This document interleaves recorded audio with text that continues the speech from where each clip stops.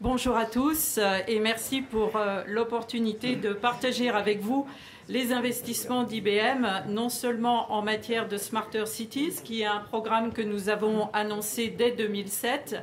L'objectif était un grand pari de notre recherche d'expliquer que les données aujourd'hui sont une valeur, sont une ressource et qu'il n'y a rien de compliqué avec la technologie qui existe à transformer ces données en valeur pour des territoires, pour des maires des villes qui sont confrontés bien évidemment à un avenir qui est quelque peu compliqué et d'autant plus compliqué qu'on est sur des territoires qui ont des atouts mais qui ont tous en général aussi des problèmes à résoudre.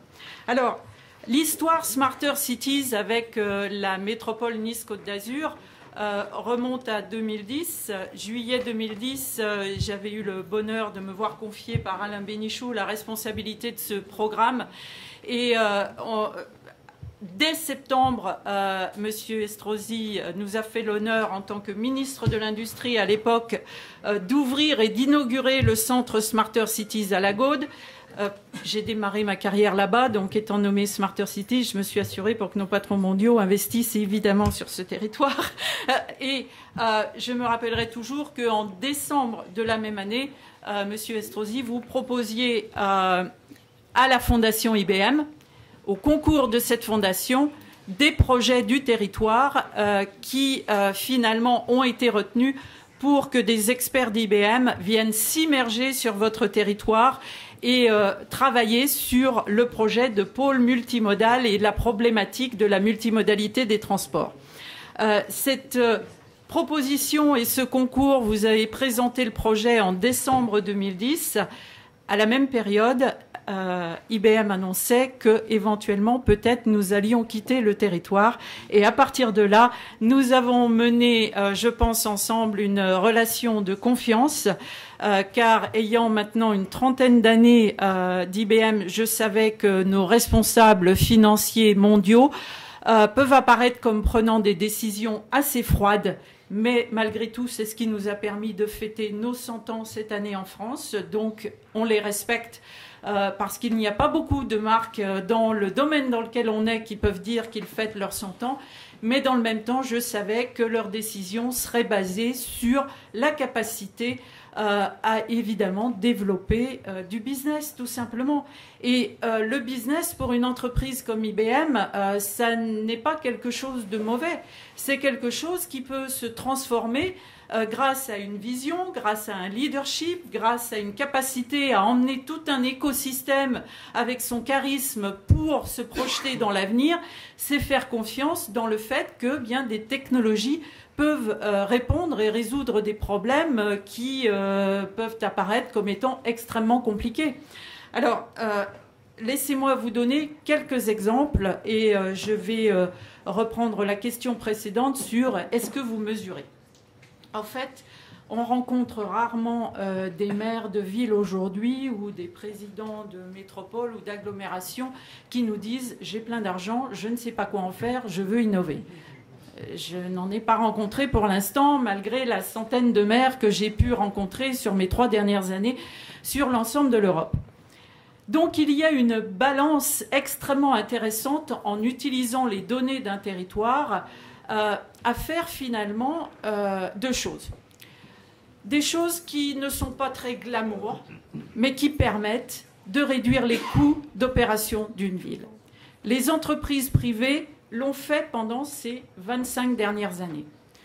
Je vais vous donner un exemple précis pour réduire les coûts d'un territoire. C'est par exemple, excusez-moi Monsieur Estrosi, je vais prendre l'exemple d'une autre ville en France. C'est par exemple pour le maire de Besançon de nous dire « j'ai absolument besoin de réduire les coûts, je veux lancer un programme de peser des poubelles pour que mes citoyens se sentent plus responsables, je n'ai pas les moyens de payer cette innovation, comment est-ce que je peux trouver des champs d'économie de coûts sur mon territoire ?» Il nous a ouvert ses livres et en fait, on s'est aperçu que la ville de Besançon était à la tête d'un patrimoine immobilier de 700 bâtiments. Ces 700 bâtiments, ce sont des actifs pour une ville. Et travailler sur la gestion de ces actifs permet de réduire les coûts, c'est-à-dire ne pas chauffer les bâtiments quand ils ne sont pas utilisés, ne pas les éclairer quand il n'y a pas d'événement dans ces bâtiments. C'est aussi s'assurer qu'il n'y a pas de fuite, c'est s'assurer que en matière de prévention, de maintenance, eh bien, on n'attend pas la panne avec tout ce que ça peut engendrer comme coût, etc. Bilan des courses sur cette ville sur laquelle nous avons mesuré le résultat. Dès la première année, c'était 15% d'économie sur la gestion des bâtiments de la ville. Maintenant, je vais rejoindre le territoire de la métropole Nice-Côte d'Azur. Un exemple que nous avons préparé avec monsieur Antoine Véran pour Innovative City, qui est un cas d'usage qui va pouvoir se multiplier, c'est être capable de mieux gérer la collecte des déchets. Alors, IBM ne vend pas de sensors, de capteurs, de caméras vidéo. Et à ce moment-là du discours, en général, on me dit bah alors, qu'est-ce que vous vendez? En fait, ce sur quoi on travaille et ce sur quoi on apporte de la valeur, c'est le traitement de la donnée qui vient de l'ensemble de ces capteurs. Et c'est non seulement le traitement de la donnée, mais c'est la corrélation de cette donnée entre les différentes organisations d'une métropole. Exemple, les containers ont été équipés de sensors sur la métropole. Ces containers, maintenant, permettent de dire on ne va pas envoyer les camions bennes pour la collecte des déchets sur des tournées planifiées. On va calculer en temps réel, de façon automatique, quel est le meilleur chemin le plus optimisé pour aller de Nice à Saint-Dalmas-le-Selvage à 200 km et y aller uniquement quand le container est quasiment plein. Réduction d'émissions de carbone, réduction du gasoil, réduction du temps des personnes qui conduisent les camions et en fin de course, sur les villes sur lesquelles nous avons mesuré à grande échelle ce type de gestion de collecte des déchets, par exemple la ville de Madrid qui l'a présenté à la presse la semaine dernière à Barcelone, ce qui était un challenge d'avoir Madrid qui témoigne à Barcelone la semaine dernière, pour dire nous avons fait 20% d'économie, avec en plus des données factuelles qui permettent d'annoncer à la population, mais aussi à l'Europe qui du coup va nous donner des fonds, d'annoncer à la population que nous avons réduit de 25% notre émission de carbone sur la collecte des déchets. Donc le traitement de la donnée en temps réel est quelque chose qui apporte de la valeur, de la réduction de coûts, du meilleur bien-être pour la qualité de vie. Dernier point, c'est de dire bon, la collecte des déchets est traitée par les responsables de la collecte des déchets dans une ville. Moyennant quoi, pourquoi ne pas corréler ces informations avec l'organisation culturelle et de tourisme? Saint-Dalmas-le-Selvage, si tout d'un coup il va y avoir 1000 personnes de plus pendant le mois de juillet parce qu'un événement se passe là-bas, le container de poubelle est peut-être seulement à moitié plein, mais on va quand même y envoyer le camion benne parce qu'on sait qu'il va y avoir un afflux de touristes qui, bien évidemment, vont contribuer à remplir le conteneur. Donc voilà, avec des exemples très très pratiques, ce que le traitement de la donnée fait, et le cœur de métier d'IBM est bien sûr de travailler sur cette corrélation de données entre les différents services. Le type de données sur lequel on travaille peut venir de sensors, de caméras vidéo, mais peut venir, donc ça ce sont des données factuelles, une température est une température. On peut travailler sur des données observationnelles. Chacun d'entre nous, citoyens, on peut envoyer une information à la mairie ou au service compétent en disant « j'ai observé une fuite d'eau dans ma rue ». Et encore mieux, la ville de Madrid l'a annoncé aussi la semaine dernière, eh bien les services compétents aujourd'hui avec nos systèmes ont la capacité de répondre aux citoyens en lui disant l'intervention aura lieu demain à telle heure. Donc c'est un échange et de travail sur les données qui permet d'être au plus près de la réalité en utilisant les observations des citoyens qui, à ce moment-là, ont l'impression de contribuer à la vie de leur ville. Et enfin, dernier niveau de type de données que l'on est capable de corréler aujourd'hui, on a appris avec le temps à traiter le langage naturel. On en est aujourd'hui à des systèmes cognitifs, c'est-à-dire que les ordinateurs jusqu'à présent étaient programmés, donc ils faisaient ce qu'on avait prévu qu'ils allaient faire. Et aujourd'hui, l'ère du cognitif est arrivée. Nous l'avons annoncé en début de cette année, où on est capable d'interpréter le langage naturel et de le corréler avec la culture du territoire, l'histoire du territoire, afin d'apporter de la valeur.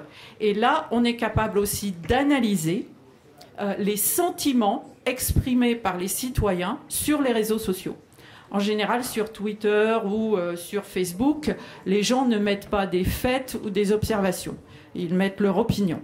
Et ça permet pour des responsables de territoire, non pas d'observer ce que chacun fait, hein, parce que tout ça est bien évidemment anonymisé et nous ne sommes absolument pas propriétaires des données, certainement pas. Tout est anonymisé, de la même façon qu'on le fait déjà depuis pas mal d'années pour les banques. Mais ce traitement et cette compréhension des sentiments permet de comprendre de l'expérience du citoyen ou de l'expérience du touriste, finalement, qu'est-ce qui ne va pas? Quelles sont les choses qui, vues de lui posent problème dans la vie de tous les jours? Et finalement, d'extraire des priorités de cette masse de sentiments exprimés par les citoyens. Donc, maintenant, comment se projeter dans l'avenir? Eh bien, je dirais que les territoires qui innovent sont des territoires qui, en fait, n'ont pas le choix. On n'innove pas pour le plaisir, on innove parce qu'on veut emmener son territoire dans l'avenir. Et donc, emmener son territoire dans l'avenir, c'est pas seulement avoir un IBM qui réaffirme sa présence sur le territoire, c'est utiliser des forces comme les nôtres et notre contribution à ce traitement de données avec les exemples que je viens de vous donner, pour aussi créer un écosystème qui va utiliser ces données. Et le dernier point, là je vais faire appel aux startups et aux pépinières d'entreprises. Nous avons annoncé récemment l'acquisition d'une entreprise qui s'appelle Bluemix, qui est un système formidable qui permet à toute entreprise et toute start-up, et nous l'avons proposé à l'IMRED pour travailler avec eux sur ce sujet. C'est un système formidable qui permet aux entreprises d'accélérer leur capacité à se présenter sur le web et à présenter leurs produits et leurs services sur le web. Notre promesse, c'est qu'en moins d'une demi-journée, nous sommes capables, en les accompagnant, de les mettre sur le web. Et la GODE va apporter cette possibilité, je l'espère, bientôt à l'IMRED. Voilà, merci pour votre écoute.